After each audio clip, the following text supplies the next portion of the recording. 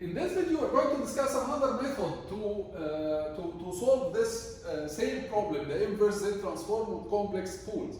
Okay? The other method depends on converting the form here to the form of the sine or cosine that we see in the tables. And remember that the Z transform of A to the power n cosine Bn,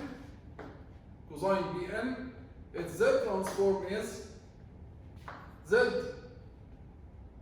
Let's just make this as square root. Its Z transform is Z multiplied by Z minus A cosine B divided by Z squared minus 2A cosine B Z plus A squared. This is the Z transform of the cosine, and the Z transform of the sine is a bit similar. Bn is A sine B multiplied by Z divided by Z squared, again the same denominator, minus 2A cosine B multiplied by Z plus A squared.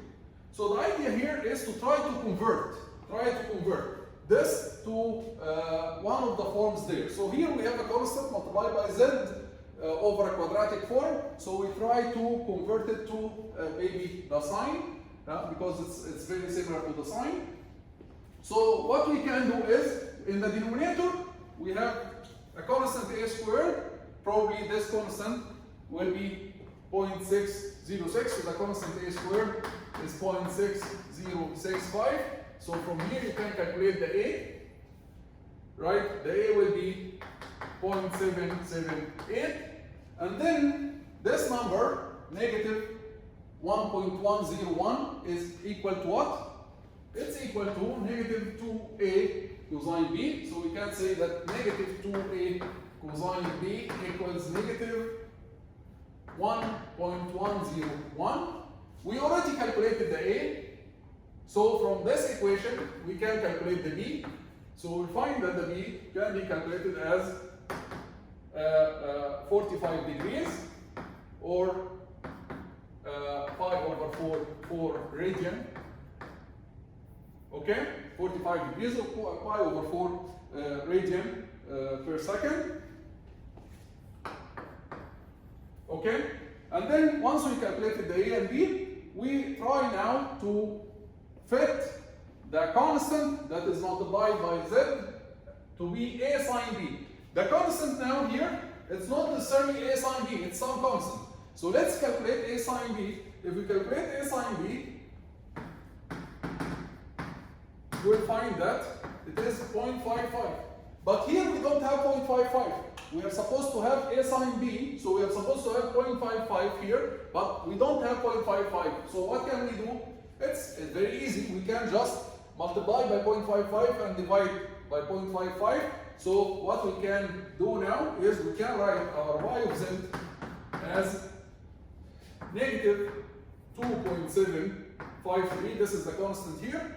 And then we are going to multiply the Z by 0.55 and divide here by 0.55. So we didn't change anything. We multiply by 0.55 and divide over 0.55. Why are we doing this? So that we get the form of the sine here. A sine B. This is A sine B divided over Z squared minus 1.101 Z plus 0.6065. So now this form is ready to be A to the power n sine Bn. So if we do now the inverse Z transform, this is a constant, this is a constant. If you calculate it, you'll find that it is minus 5 exactly. Okay? And then this is exactly the form there. Okay? So it will give you A to the power n sine Bn. A to the power n sine Bn, and A is 0.778 to the power n sine B. We already calculated the B to be pi over 4 n. So what we did here is we tried to match this form to one of the forms there, the sine or the cosine. It was simply here because it was very similar to the sine, and we can do it in general if we have a general complicated form, and then I will try to do it now without solving an example, but I'm going to show you now if we have a general form that includes both sine and cosine at the same time, what we should do. But here, compare the result that we obtained, it's exactly the same result that we obtained in the previous video using the other method of complex pools. It's easier to use the complex pools, okay, because once you obtain the pole and the constant, that's it. You have the solution. You have the time domain signal. Okay? Let me quickly here, without going into deep details, without solving an example, I will leave this to you if you want to solve an example on it. But I'll give you the general method with constants, without numbers, of how to do the general thing. So assume that we have a function, system or signal, where I'm going to say the z here. We have an expression like this: constant c multiplied by z minus another constant d divided by z squared minus a constant a z plus a constant b. Of course, here in this form or this form, the denominator is the same. The constant b is a squared. A small a squared, and the constant a is negative 2 small a cosine b. So before we begin, notice that this constant will be, if we compare with the form there, this is a squared, and this constant a is a 2a cosine b. So from here, from this constant, of course, these constants will be given. So C, D, A, B will be given. Before I ask you to do the inverse Z transform, I will give you what is the constant C. Like here 4, here 3, A will be given as 5, this will be given as 10. Okay, so all the constants A, B, C, D are given.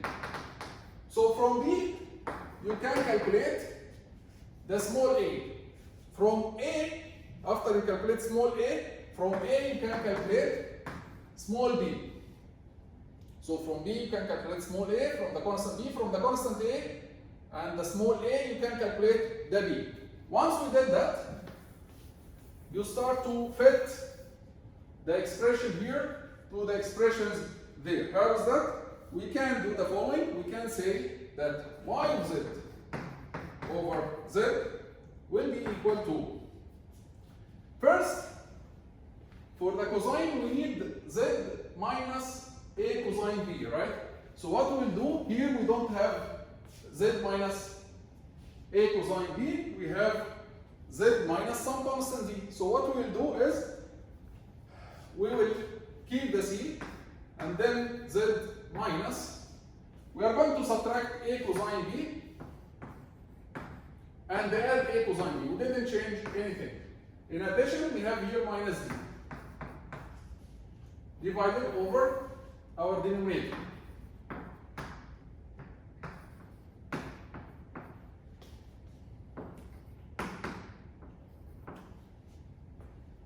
And then we'll separate this into two terms. So c multiplied by z minus a cosine b divided over this denominator, plus c multiplied by a cosine b minus d divided by the same denominator.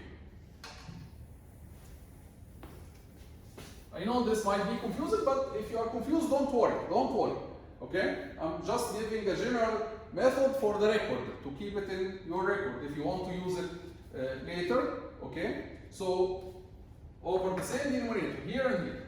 Now we started to get close to the cosine form here, right?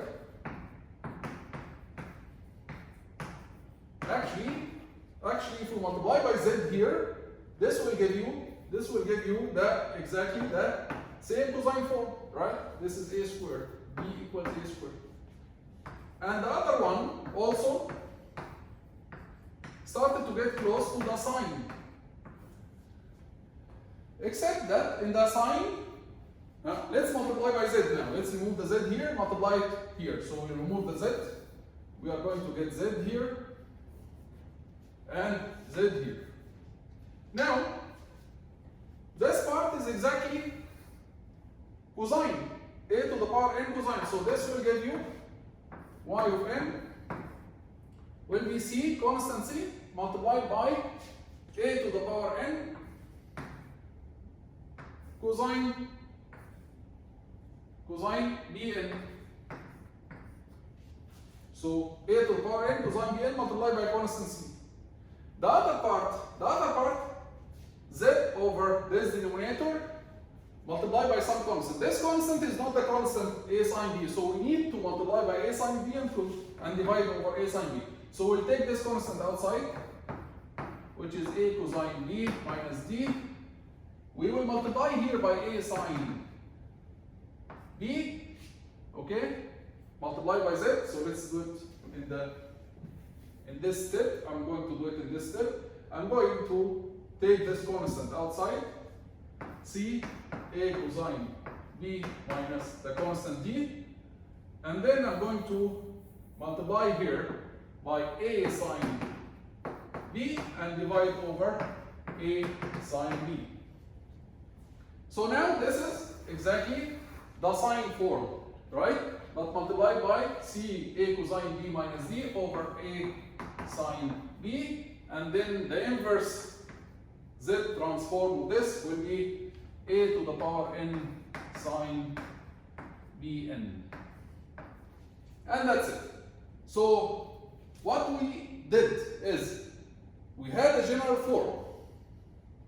Okay? We divided it into the form of the cosine plus the form of sine. So first we calculated the small a, then we calculated the small b. Once we calculate the small a and the small b, then we can work out all the constants. We need z to subtract minus a constant a cosine b. So what we do is we subtract a constant and we add it again. Then this part now represents the cosine. The other part, we need only to change the constant. So we multiply by a sine b and we divide it over a sine b in order to reach to the form of the sine. Okay? Then we did the inverse z transform. This will be the cosine multiplied by constant c. This will be sine multiplied by this constant. And that's it. Without solving any examples on this, try to solve it by yourself. Try to assume any constants c and d and follow these steps and see whether you are going to get the same sign or cosine. Or you can start by the opposite. Start by assuming that you have certain constant to the power n multiplied by cosine pi over 4n, for example, and here sine pi over 4n and the same constant to the power n multiplied by some random constant here and some constant here. Get the z transform and then try to do the inverse using this method and see whether you are going to get the same signal or not. Okay, so that was like an extra information video about different methods of doing the inverse Z transform in case of complex pools. I hope you understood what I said and it was clear. See you in the next video, inshallah.